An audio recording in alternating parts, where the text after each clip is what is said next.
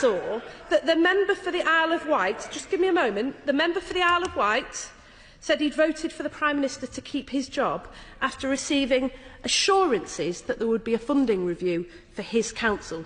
Can I ask the Secretary of State, if his council... I certainly will, but can I ask the Secretary of State, did he have knowledge of this? Did he sign it off? Because let me say to him, that sounds awfully like corruption from me, and please let me take an intervention. She completely misunderstands and she gets it completely wrong. Several years ago, the Prime Minister realised that the Isle of Wight was the only island in the UK that doesn't have a multiplier. So the Scilly Isles gets a multiplier of 1.5, the Scottish Islands gets a Scottish Islands needs allowance.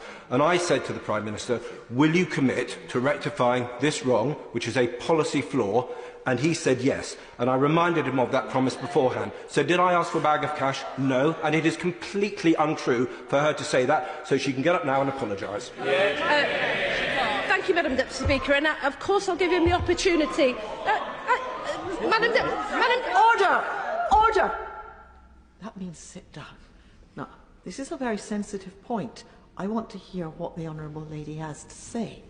Lisa Nandy. Thank you, Madam Deputy Speaker. I, of course, gave the honourable member the right of reply, but I am quoting literally and directly from a quote on his own website.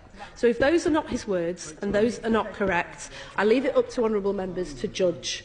I am simply quoting his words to the Secretary of State and asking whether this is correct. Because today we have had a report that says, in stark terms, that this is a department...